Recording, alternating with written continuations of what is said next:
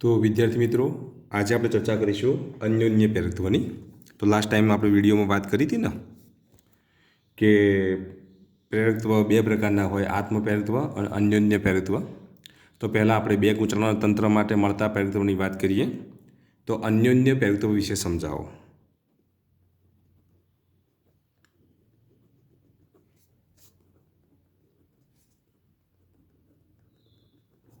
હવે अन्योन्य प्रेरकत्व समझवा माटे આપણે બે ગૂંચળાનું તંત્ર લઈશું। કેવું તંત્ર લેવાનું તમારે? તો બે ગૂંચળાનું તંત્ર લેવાનું। તો બે ગૂંચળાના તંત્ર માટે આપણે બે સોલેનોઇડ લઈશું। તો अन्योन्य प्रेरकत्व વિશે સમજવા માટે આ મોસ્ટ આઈએમપી પ્રશ્ન છે, પહેલાં તો એટલું યાદ રાખો। તો अन्योन्य प्रेरकत्व સમજવા માટે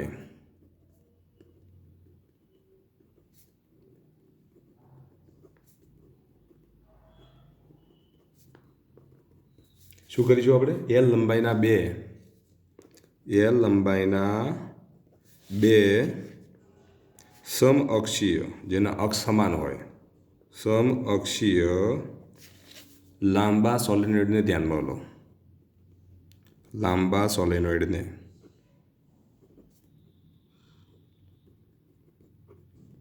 ધ્યાનમાં લો। હવે એ સમજવા માટે આપણે એક આકૃતિ દોરી દઈએ। અહીંયા આકૃતિ હંમેશા પેન્સિલથી જ દોરવી, એટલું યાદ રાખો। આકૃતિ શેનાથી દોરવાની? પેન્સિલથી। તો જો બે લાંબા સોલેનોઇડ, તો અંદરનો સોલેનોઇડ લઈએ। તો અંદરનો સોલેનોઇડ છે, સોલેનોઇડ એટલે ગૂંચળું તમારે યાદ રાખવાનું। તો અંદરનું ગૂંચળું છે, એમાં આંટાઓ છે, આ બધા આંટાઓ છે।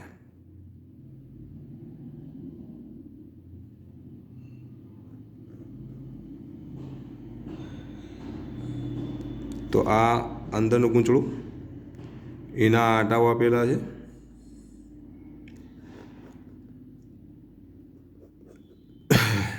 બરાબર? આ એનો અક્ષ।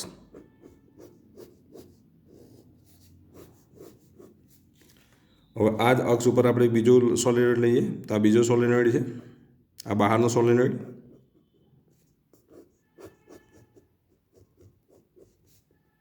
બંનેની લંબાઈ કેવી છે? સરખી છે, એટલે આટલા સુધી જ છે એમ તમે સમજી લો।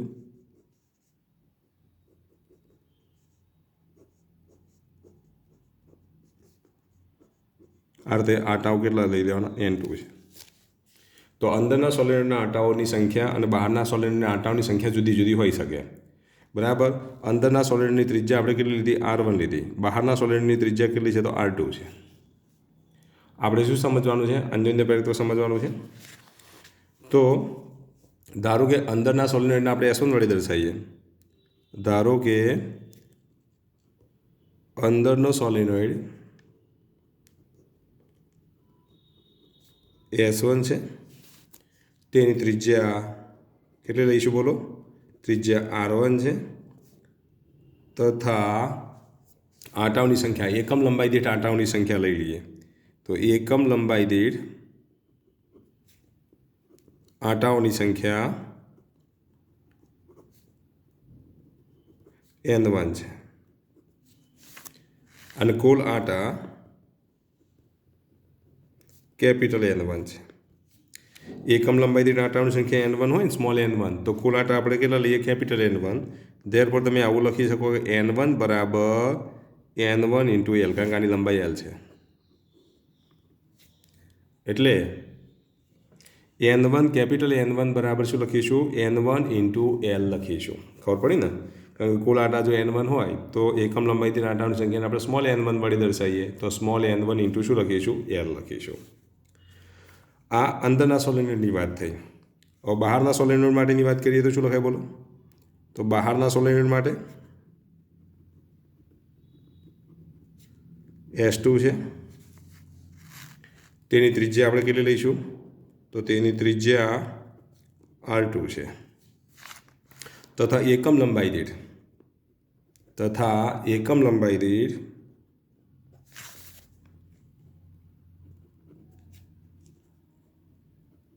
આંટાઓની સંખ્યા કેટલી લઈએ? તો આંટાઓની સંખ્યા N2 છે, तो कुल आटा केटला थशे बोलो? तो कुल आटा कैपिटल N2 है।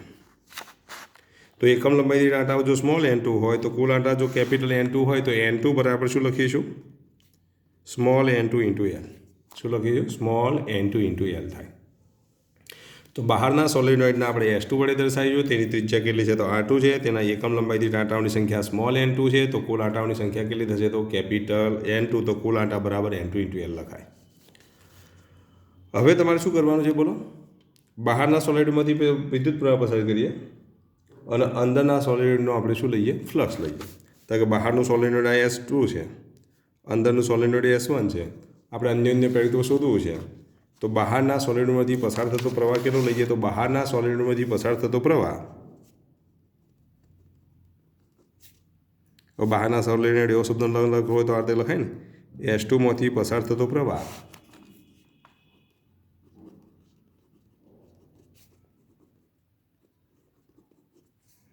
I2 છે। તેના લીધે आमांथी प्रवाह पसार करीए ने तो आमां शुं उत्पन्न थाय? तो चुंबकीय क्षेत्र उत्पन्न थाय ने, अने चुंबकीय क्षेत्र आनी साथे संकळायेलुं होय। तो आनी साथे बीजा अंदरना सोलिनोइड साथे शुं संकळायेलुं होय? चुंबकीय फ्लक्स संकळायेलुं होय। तेना लीधे अंदरना सोलिनोइड साथे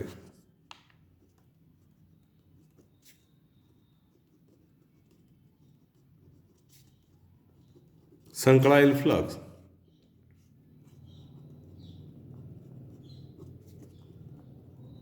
दरेक आंटा दीठ केटલું છે? φ1 છે। तो બહારના સોલિનોઇડનો આપણે શું લીધો? એક ગૂંચળાનો પ્રવાહ લીધો અને આ બીજા ગૂંચળાનું શું લીધું? ફ્લક્સ લીધું। તો આટલું યાદ રાખવાનું, S2 માંથી પસાર થતો પ્રવાહ એટલે કે બહારના ગૂંચળાનો પ્રવાહ લીધો, તો પછી અંદરના ગૂંચળાનું આપણે શું લીધું? ફ્લક્સ લીધું। પણ દરેક આંટા સાથે સંકળાયેલું ફ્લક્સ આટલું છે, માટે अंदरना सोलिनोइड साथे संकळायेल फ्लक्स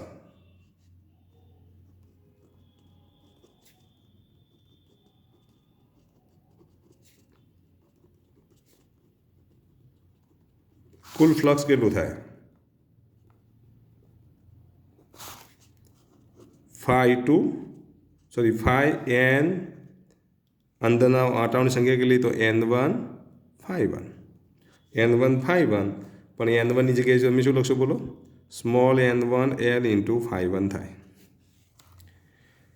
તો અંદરના સોલિનોઇડ સાથે સંકળાયેલ કુલ ફ્લક્સ એટલે n1 φ1 બરાબર શું લખીશું? n1 l ઇન્ટુ φ1 થાય। ચલો ખ્યાલ આવી ગયો એટલે સુધી?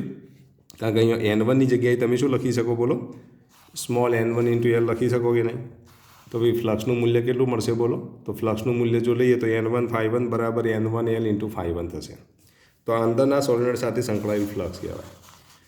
तो लास्ट वीडियो में आपणे भणी चूक्या कि n1 φ1 बराबर तो शुं लखीशुं? m12 इंटू I2 लखाय के नहीं? n1 φ1 बराबर तो शुं लखीशुं? m12 into I2। ज्यां n1 φ1 की किंमत जो लखीए तो n1 φ1 इज इक्वल टू शुं लखाय? n1 l अने φ1 ની જગ્યાએ શું લખીશું?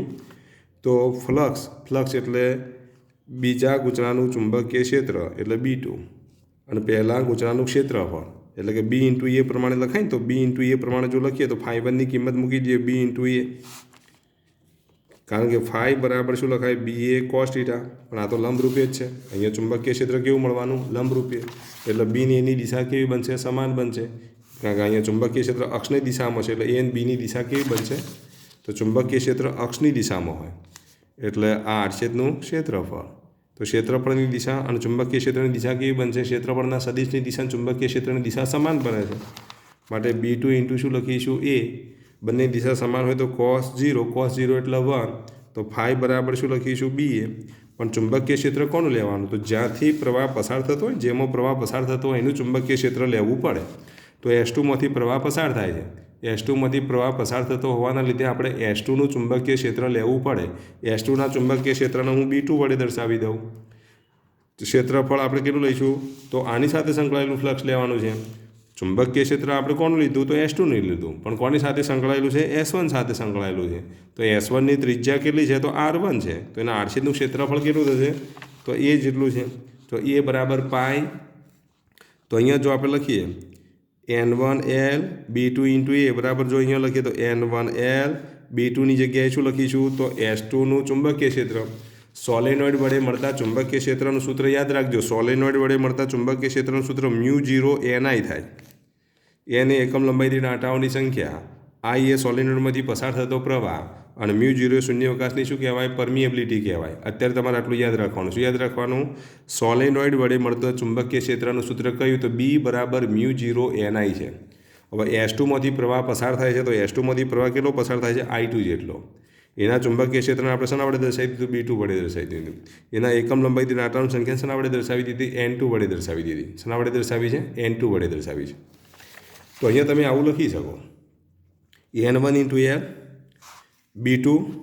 B2ની કિંમત કેટલી તો B2 એટલે આ મોટા સોલિનોઇડમાંથી પસાર થતા પ્રવાહના લીધે મળતું ચુંબકીય ક્ષેત્ર તો કેટલું બોલો μ0 N2 ઇન્ટુ I2 ઇન્ટુ આપણે શું લખીશું એ એટલે નાના સોલિનોઇડ સાથે સંકળાયેલું ક્ષેત્રફળ એટલે આડછેદનું ક્ષેત્રફળ કેટલું થાય જો ત્રિજ્યા R1 હોય. જો ત્રિજ્યા R1 હોય તો આના ક્ષેત્રફળનું મૂલ્ય કેટલું થાય એ બરાબર પાઈ R1 સ્ક્વેર થાય કે નહીં. તો પછી આ એની જગ્યાએ આપણે શું લખીશું પાઈ R1 સ્ક્વેર લખી દઈએ. તો આના બરાબર જો લખીએ તો N1 φ1ની કિંમત કેટલી મળશે તો હવે હું ક્રમમાં ગોઠવી દઉં. પહેલાં પાઈ લખી દઉં, પછી μ0 લખી દઉં, પછી N1 લખી દઉં, પછી N2 લખી દઉં, પછી R1 સ્ક્વેર લખી દઉં, પછી L લખી દઉં અને પછી I2 લખી દઉં. તો N1 φ1ની કિંમત આટલી મળે. ફરી એકવાર બોલી દઉં છું. તો આપણે શું કરીએ છીએ બહારના સોલિનોઇડમાંથી પ્રવાહ પસાર કરીએ. આમાં કેટલો પ્રવાહ પસાર કરીએ છીએ I2 જેટલો પ્રવાહ પસાર કરીએ છીએ. એના લીધે આમાં ચુંબકીય ક્ષેત્ર જે ઉત્પન્ન થાય ને ચુંબકીય ક્ષેત્ર હંમેશા અક્ષની દિશામાં હોય. એટલે આડછેદને કેવું હોય લંબરૂપે હોય. એટલે થીટાની કિંમત કેટલી લેવાની 0 લેવાની. તો ક્ષેત્રફળનો સદિશ અને ચુંબકીય ક્ષેત્રની દિશા કેવી હશે સમાન હશે.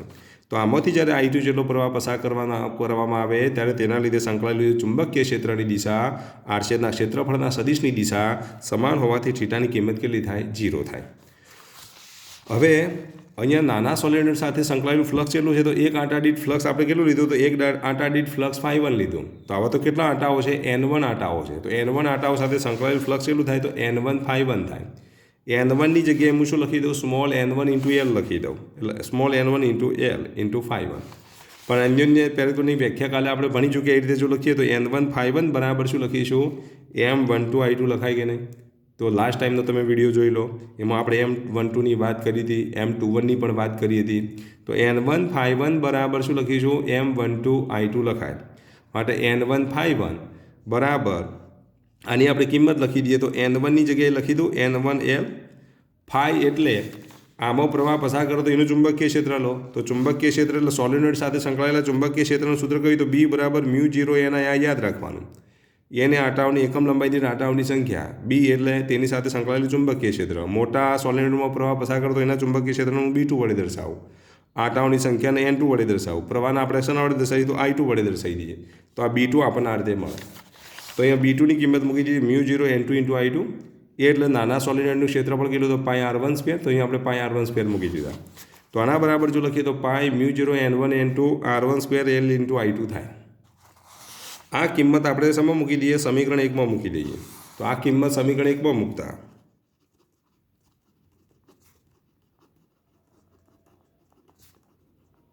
ચલો આ કિંમત સમીકરણ 1માં મૂકીએ તો શું લખાય બોલો પાઈ μ0 N1 N2 R1 square L into I2 બરાબર M12 ઇન્ટુ I2 ઉડી જશે. તો M12નું સૂત્ર આપણને આ રીતે મળે. તો અન્યોન્ય પ્રેરકત્વ M12 બરાબર શું મળશે બોલો પાઈ μ0 N1 N2 R1 square into L. આ અન્યોન્ય પ્રેરકત્વ મળ્યું. આના હું સમીકરણ નંબર 2 આપી દઉં. અને શું આપી દઈએ સમીકરણ નંબર 2. તો અન્યોન્ય પ્રેરકત્વ આપણને આટલું મળે. હવે આપણે શું કરીએ ધારો કે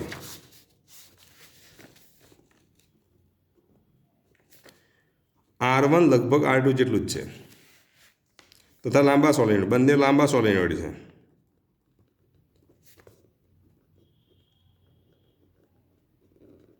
એટલે છેડા પરનું ચુંબકીય ક્ષેત્ર લગભગ કેવું હશે સમાન હશે.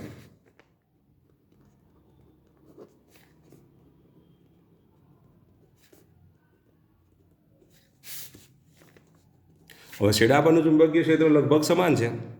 તો હવે આપણે શું કરીએ, નાના સોલિડમાં પ્રવાહ પસાર કરીએ. હવે R1 બરાબર R2 હોય તો તમે આવું લખી શકો, pi R1 square is equal to pi R2 square થાય. બંનેના મૂલ્યો કેવા હશે? સરખા હશે. લગભગ R1 બરાબર R2 છે. લંબાઈ સરખી, લગભગ ત્રિજ્યાઓ પણ સરખી છે. તો હવે આપણે અહીંયા આવું લખી શકીએ. તો ધારો કે S1માં I1 પ્રવાહ પસાર કરતા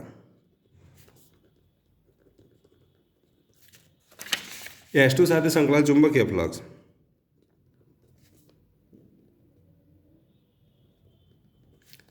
ફ્લક્સ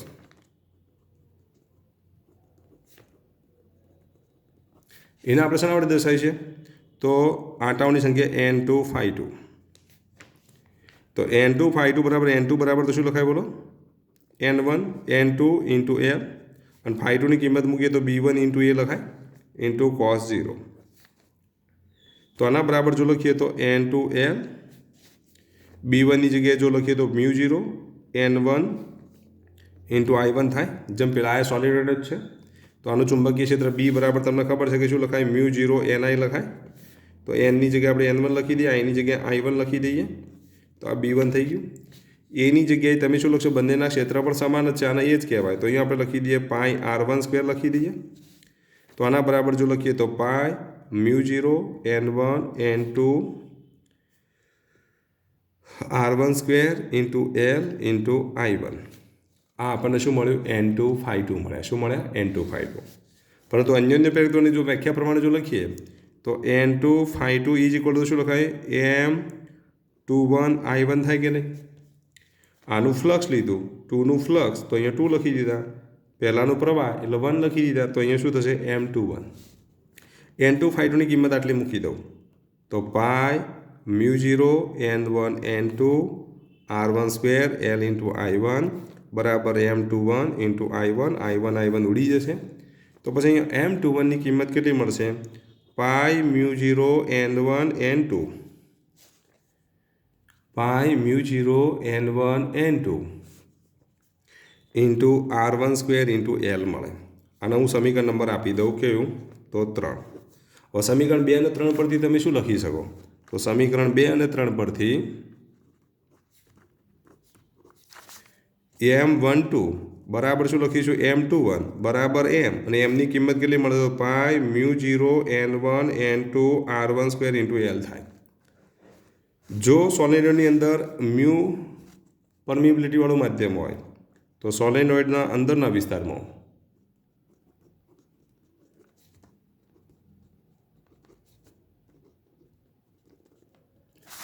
મ્યુ પરમિબિલિટી વાળું માધ્યમ હોય તો